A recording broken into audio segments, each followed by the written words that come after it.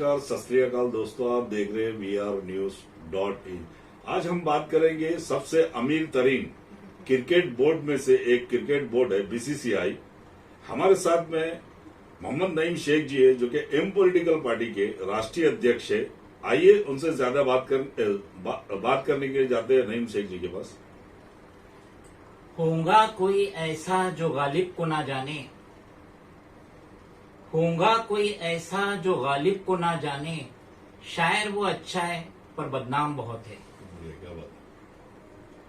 The board of cricket, the board of control for cricket in India, in short BCCI, इसका कयाम 4 दिसंबर 1928 में group players of Delhi Roshan Ara club ने British का cricket में मोनोपोली खत्म करने के लिए अमल में लाए थे। BCCI का पहले 6 रीजनल बॉडी थी और फिलहाल इसके 30 फुल टाइम मेंबर्स हैं और इसकी वर्थ 3,308 करोड़ रुपया है।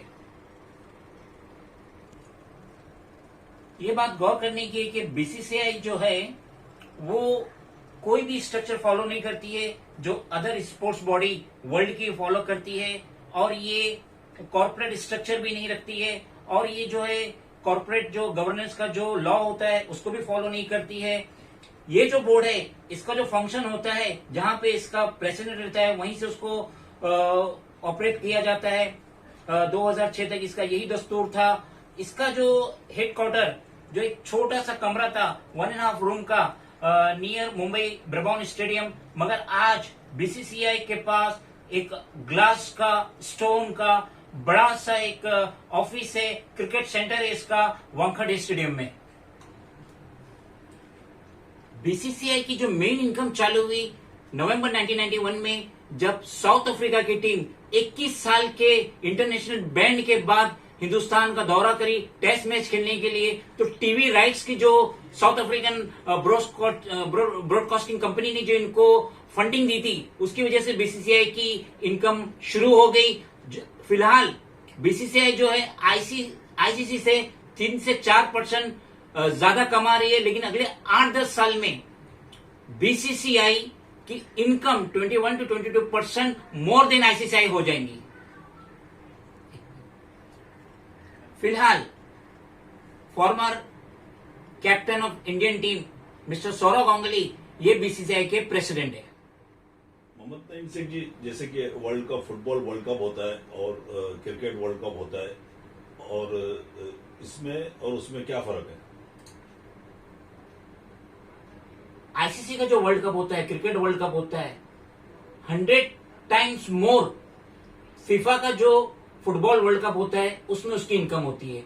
और इस वक्त हिंदुस्तान में जो BCCI जो सबसे ज्यादा सैलरी किसी को पेड कर रही है ग्रेड A+ कैटेगरी में, वो है मिस्टर विराट कोहली, जो कि क्रिकेट के बेताज बादशाह है, हिंदुस्तान की क्रिकेट टीम की शान है, हर फॉर्मेट के वो कैप्टन है इंडियन, और उनकी सालाना जो सैलरी है करीब $1 मिलियन है, जो 8 करोड़ रुपया होती है। और इतना ही पैसा वो मैन ऑफ द मैच और मैन ऑफ द सीरीज के तौर पे पाते हैं।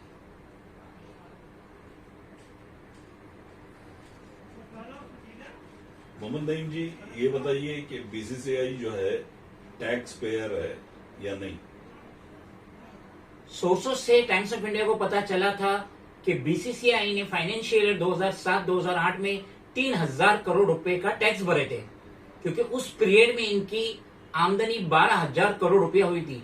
मगर इससे पहले BCCI अपने आप को एक चैरिटेबल ऑर्गेनाइजेशन साबित करती थी, जिसकी वजह से वो 1 रुपया भी गवर्नमेंट को टैक्स नहीं भरती थी। अगर हम बात करते हैं हिंदुस्तानी खिलाड़ियों की, तो इनकी कमाई का सालाना इनकम जो बोलेंगे, वो हमारे हिंदुस्तान खिलाड़ी का किस नंबर पे आता है? According to Forbes list of sportsman of India सितंबर 2019, उसमें यह बताया गया है कि मिस्टर विराट कोहली की जो सालाना इनकम थी 228 करोड़ थी, मिस्टर धोनी की 101 करोड़, मिस्टर सचिन तेंदुलकर की 80 करोड़, मिस PV सिंधु की 36 करोड़ 50 लाख। यहाँ ये गौर करने वाली बात है कि मिस्टर विराट कोहली उनका वर्ल्ड में 7th नंबर आया था। उनकी टोटल इनकम बताई गई थी, वर्थ बताई गई थी $14.5 मिलियन, जबकि नामचीन हस्ती मिस्टर मेसी, फुटबॉलर अर्जेंटीनियन, वो उसके बाद आए थे, मिस्टर कोहली के बाद, और उनकी जो वर्थ बताई गई थी 13.5 मिलियन।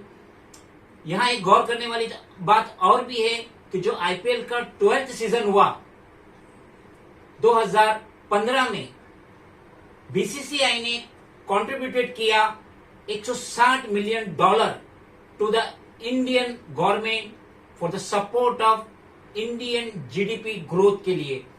मिस्टर राहुल जौहरी अप्रैल 2016 में पहली बार चीफ एग्जीक्यूटिव ऑफिसर बने बीसीसीआई के, और मिस्टर राजीव शुक्ला वो आईपीएल के चेयरमैन है। जैसे कि पूरे हिंदुस्तान में अच्छे अच्छे खिलाड़ी है, जैसे कि आईपीएल शुरू हुआ है तो बहुत से खिलाड़ियों का नंबर नहीं लगता है, वो कोई वजह से उनको टीम में जगह नहीं मिलती, उसके बारे में आप क्या कहेंगे? मुझे ये कहते हुए बेहद अफसोस हो रहा है। हर क्रिकेटर का तो सिलेक्शन नहीं हो सकता आईपीएल में, इंडियन टीम में, तो नर्वस क्यों होते हो? मैंने मेरी आंखों से देखा हूं, इंडियन टीम वेस्ट इंडीज गई, ऑस्ट्रेलिया गई, 14 का स्क्वाड गया, वहां जाके प्रैक्टिस मैच में कोई बीमार हो गया, कोई इंजर्ड हो गया, इमीडिएटली इंडिया से बॉलर बैट्समैन को बुलाया गया और उनको चांस दिया गया। तो ये जो करण तिवारी थे, जो 27 ईयर्स के क्रिकेटर थे, बॉलर थे, मलाड में रहते थे, उनका सिलेक्शन आईपीएल में नहीं हुआ, वो नर्वस हो गए, डिप्रेशन में चले गए। 10 अगस्त मंडे 2020 को उन्होंने मलाड में अपने घर में सीलिंग फैन से लटक के जान दे दी। इतना डिप्रेशन में जाने की जरूरत क्या है? अरे आपके पास टैलेंट, आपको चांस मिलेगा, नर्वस क्यों होते हो? ना जाने कौन सा खिलाड़ी अनफिट हो जाए, बीमार हो जाए, कुछ भी हो जाए, चांस मिलेगा। मैं स्पेशली कहता हूं क्रिकेटर से, न्यू कॉमर से, इंडियन से, डोंट नर्वस। जिंदगी में नर्वस मत होइए, अपनी कीमती जान मत दीजिए। आईपीएल में चांस मिलेंगे और मौके मिलेंगे, बहुत मौके मिलेंगे।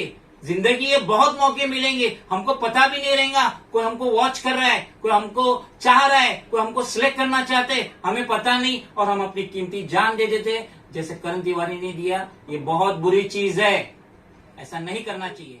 मोहम्मद नईम शेख जी, सुरेश रैना है और महेंद्र सिंह धोनी जो है, इन्होंने ऐलान कर दिया है कि इंटरनेशनल क्रिकेट से जो है ये इनको जो है रिटायरमेंट ले रहे हैं वो, और उसके बारे में आपका क्या कहना है?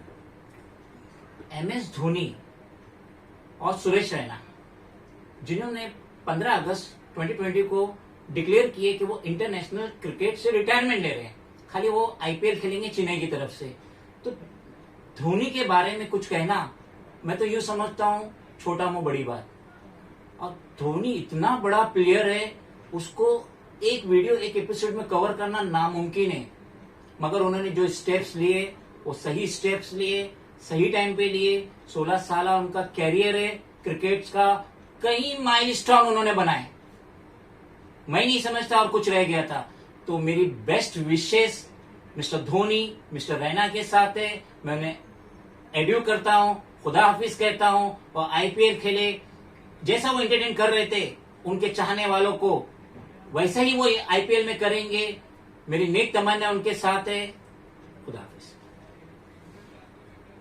आपने सुना मोहम्मद नईम शेख जी को, जो कि बीसीसीआई क्रिकेट बोर्ड के बारे में और आईसीसी और फीफा वर्ल्ड कप के बारे में जो उनकी जानकारी थी, आप लोगों ने सुना।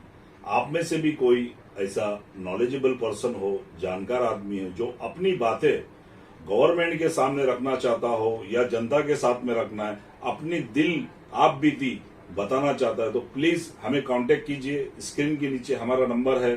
व्यूवर से हमारी गुजारिश है कि सब्सक्राइब करिए चैनल को और ज्यादा से ज्यादा शेयर कीजिए। जय हिंद, जय महाराष्ट्र।